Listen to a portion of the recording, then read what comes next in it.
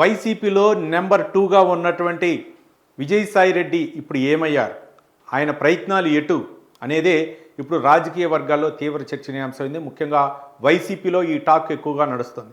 ఎందుకంటే ఆయన సొంత ప్రయత్నాలు చేసుకుంటున్నారు. అంటే కేంద్ర ప్రభుత్వంతో మాట్లాడి ఆయన గతంలో కూడా కొన్ని సందర్భాల్లో చెప్పారు, మీ యొక్క చివరి ఆశయం ఏంటంటే నాకు గవర్నర్ అయితేనే నాకు చివరి ఆశయం, గవర్నర్ తర్వాత నేను రాజకీయాల నుంచి తప్పుకుంటా అని చెప్పేసి చెప్పడం జరిగింది. ఆ ప్రయత్నాల్లోనే కేంద్రంలో ఉన్నటువంటి పెద్దలతోటి కొంచెం సఖ్యతగా ఉన్నట్లు తెలుస్తుంది. పార్టీ పక్కన పెట్టేసి, పార్టీ వైసీపీకి చెందినటువంటి కేడర్ను అంతా పక్కన పెట్టేసి ఆయన అయితే మాత్రం కేంద్రంతో మంత్రాలు నడుపుకుంటున్నట్టు తెలుస్తుంది. అసలు వైసీపీలో ఆయన పరిస్థితి ఏంటంటే, ఆయన 2 పర్యాయాలు రాజ్యసభగా అవకాశం కల్పించేది వైసీపీ.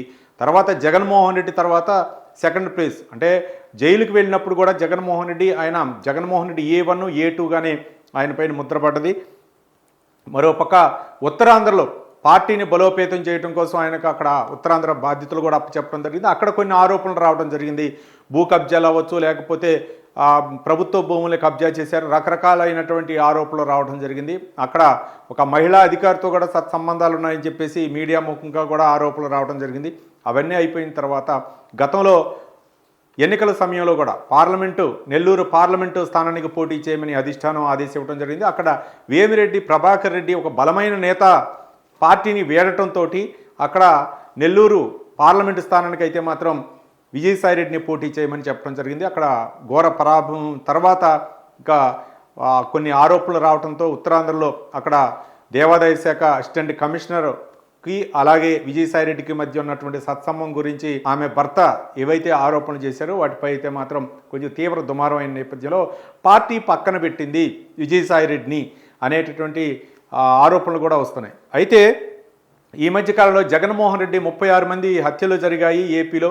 దీనికి కొత్తగా వచ్చినటువంటి కూటమి ప్రభుత్వం నైతిక బాధ్యత వహించాలి, రాష్ట్రపతి అక్కడ పరిపాలన విధించాలి, రాష్ట్రపతి పాలన విధించాలని చెప్పేసి తీవ్ర గగ్గోలు పెట్టిన నేపథ్యంలో ఢిల్లీలో అన్ని పార్టీలని ఏకం చేసి అక్కడ ఉన్నటువంటి ఎంపీలందరినీ కానీ, లేకపోతే ఇండియా కూటమికి సంబంధించినటువంటి ఆ పార్టీల నేతలందరినీ కూడా, ఒక కాంగ్రెస్ తప్ప మిగిలినటువంటి అందరి నాయకులు కూడా అక్కడికి వచ్చి జగన్మోహన్ రెడ్డికి అయితే మాత్రం సంఘీభావం తెలపడం జరిగింది. ఆ ఢిల్లీలో ఉన్నటువంటి పెద్దల యొక్క పరిచయాల్ని ఏ విధంగా ఎన్కాష్ చేసుకోవాలని చెప్పేసి విజయసాయి రెడ్డి అయితే ప్రయత్నిస్తున్నట్లు తెలుస్తుంది. మరోపక్క ఈ మధ్య కాలంలోనే పార్టీ అనుమతి లేకుండా, మాజీ ముఖ్యమంత్రి జగన్మోహన్ రెడ్డి అనుమతి లేకుండా ఆయన అమిత్ షాని కలవటం, కేంద్ర పెద్దలను కలవటం అనేది ఇప్పుడు చర్చలకు తావిస్తుంది. ఎందుకు కలుస్తున్నారంటే, ఏదో ఒక రాష్ట్రానికి గవర్నర్ కావాలి, నేను ఆ గవర్నర్ ఇప్పించండి ప్రభు అని చెప్పేసి కేంద్ర పెద్దలతోటి మొత్తుకుంటున్నారు అనేటటువంటి అంశాలు తెరపైకి వచ్చాయి. మరి ఆయన చేస్తున్నటువంటి ప్రయత్నాలు జగన్మోహన్ రెడ్డి ప్రమేయం లేకుండా ఆయనకి గవర్నర్ ఇచ్చే అవకాశం ఉందా? మరోపక్క నరేంద్ర మోదీ అవ్వచ్చు, అమిత్ షా అవ్వచ్చు, మిగిలినటువంటి ఎన్డీఏలో ఉన్నటువంటి నాయకులు మరి ఆయనకు సహకరిస్తారా అనేదే మనం వేచి చూడాలా. ఒక పక్క ఆయన రాజ్యసభ సభ్యుడిగా 2వ సారి కొనసాగుతుండటంతో అక్కడ ఉన్నటువంటి కేంద్ర పెద్దలతోటి పరిచయాలని మరి ఆయన ఎన్కాష్ చేసుకుంటారా లేదనేది రానున్న రోజుల్లో తేలింది. మరి జగన్మోహన్ రెడ్డి ఇట్లాంటి నేతల్ని ఏం చేస్తారు? ఆయన యొక్క అనుమతితోనే గవర్నర్ ఇస్తారా, లేకపోతే ఆయన ఓన్గా విజయసాయి రెడ్డి ఒక్కరిగానే ఉంటూ గవర్నర్ కోసం ప్రయత్నాలు చేస్తారనేది మనం వేచి చూడాలి.